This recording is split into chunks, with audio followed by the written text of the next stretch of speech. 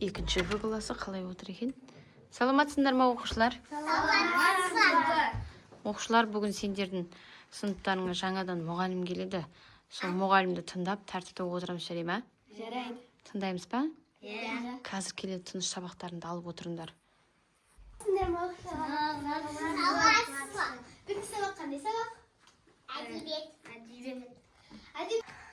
Не берді көрейін әдебиеттен? Жаттау беріпті. Отан туралы түсінік беріпті. Давай, бастайды сен, баста. Как раз бастауыш. Не, апай кетті. Бар екен қоям. Не ана қолыңда ойыншығың, а? Не ана ойыншығың? Бүгін бәріне екі мен жынымды ертіп тұрсың. Апайдың осы кесал ұқсып, екі қойғаныңыз үшін? Екі қойғаныңыз үшін директорға айтып береміз көрдіңіздер. Қара жастағы апайға 16 жастағы балаларға кім сөйледі деп ойлайсың? Апайды жамандамасаңдаршы. Не ойлайсың, анандай адал ғой.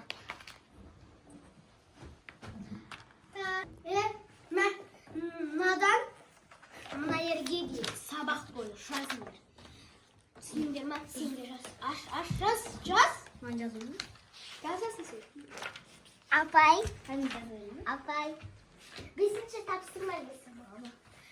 Мен саған не деп айттым? Бүкіл кітапты көшіріп жазасың дедім. Мына блокнотқа кім тиіседі? Директорге ата-анасын шақыртам. Бұл блокнот, карта деген блокнот. Бұның ішінде сендердің тәртіптерінің бәрі жазылған, білесіңдер ма? Қазір осы блокнотты оқып отырып мен сендерді тәртіптерімді көремін. Жаз давай.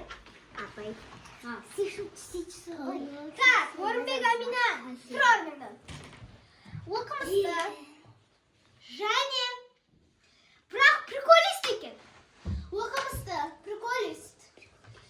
Тұрады маған Орынбек Айша. Орынбек Айша өте кемін вообще келмейді. Модница және тиктокерша дейді. Маған тұрады Орынбек Мардан.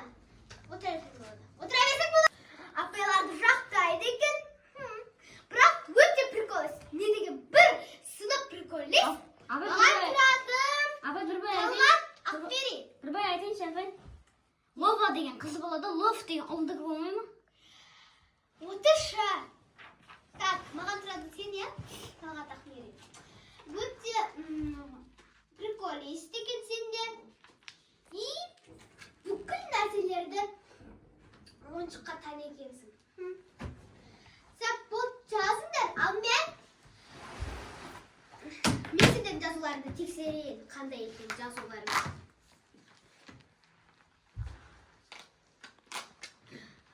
Мынаның жазулары дені.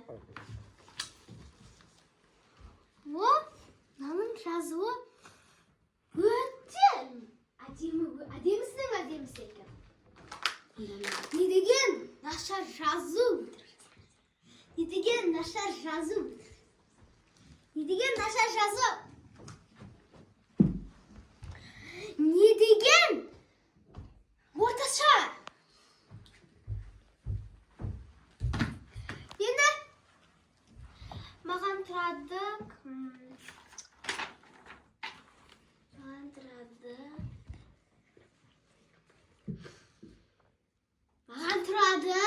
Маған тұрады.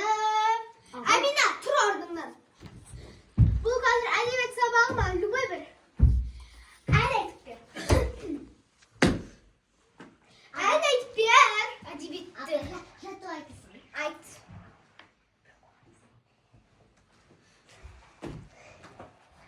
Айтсай. Екі қойып берем қазір. Отыр, екі сабақ. Тұр орныңнан. Апай, жаттау. Айт. Кел балалар оқыған көліге класспен тоқылық, сиса көлік үстінде тоқу менен табылған сауысқанын тамағы шоқу менен табылған. Бүгін бәрінде оқу менен табылған. Молодец, пес, отыр. Оқымысты десе оқымысты екен. Жоқ, отыра тұр. Айтсын. Екі.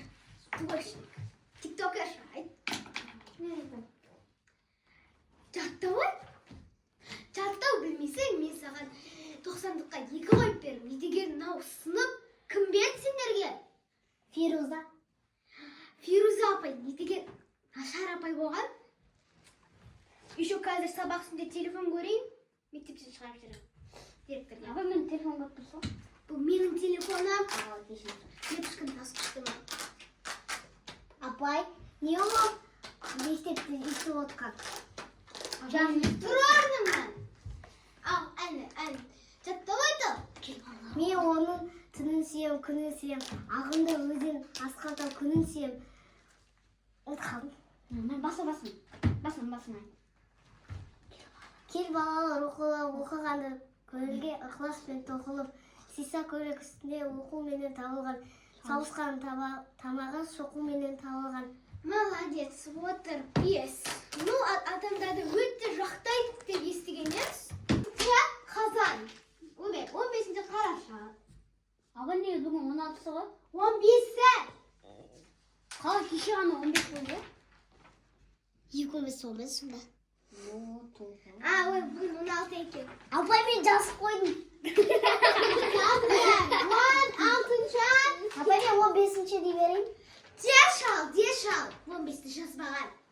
Жаз бол. Жаз.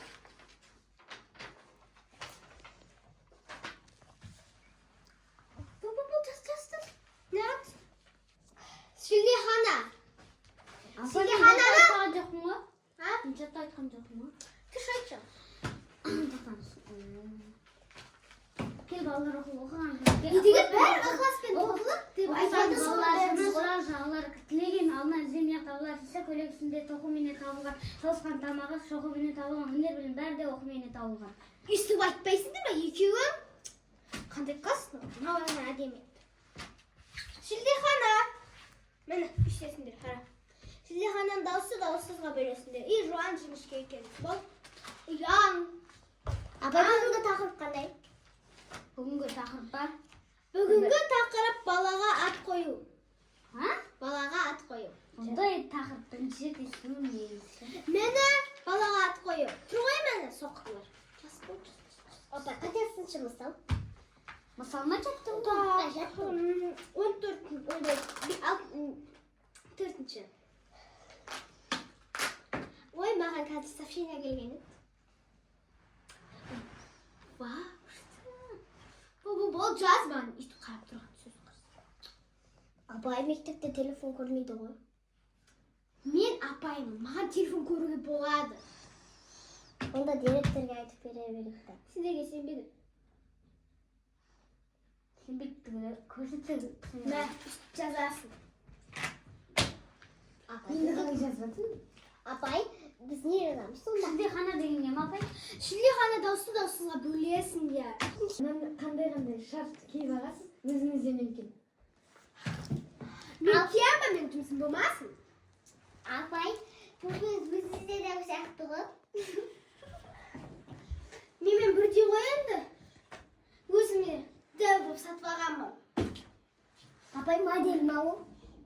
Мен модельмін. Міне, көрсетейін ба, мен модель жұмысын, курсын оқығанмын. Онда неге модель болмадыңыз? Мен қазір модельден шығып кеттім. Ұнамай кетті маған модель курсы. Апай, модельше көп ақша табылады ғой. Так, екеуің маған прикол айттыңдар ғой, а? Не деген жынды оқушысың? Не деген классыңдар? Шық бар тақтаға. Шық! Апай, қазақша сөйлесің, не деген сыныпты айтсаңызшы. Шық! Класс деген ғой еттім. Ай! Шық бар, шық кет. Шық екеуі. Шық! Біткенде бір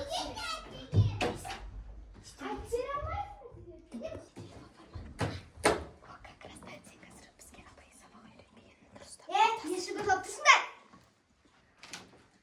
Шүбірламаңдар, бұл менің сабағым. Апай, кесінші едіге қайтан бәтісті айтқансын тыңдайтын боламыз.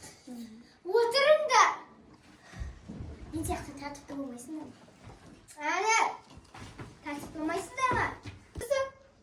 Басай, үй! Мен ұйықтап алам. Мен телефоным камерада қарап тұр. Ұйықтап аламын дедім. Если мен тұрғанда, дәптерлері полный толып қалсын.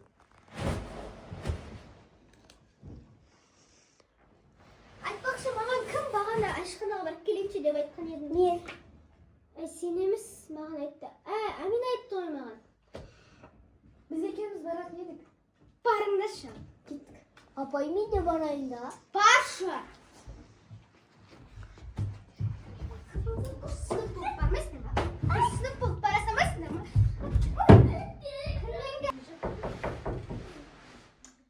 Сен ұйықтап алайын десең, ұйықтар. Саламатсыздар.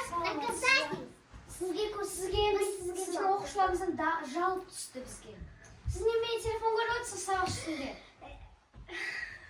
Сізді тамақ жеп отқаныңызды, сіздерге осқаныңызды әшейін жеп қойғаныңызды түсірді мені. Siz мектептен шықтыңыз. Жұмыстан шықтыңыз. Соттарыңыз сәсі жинап бүгін келдіңіз.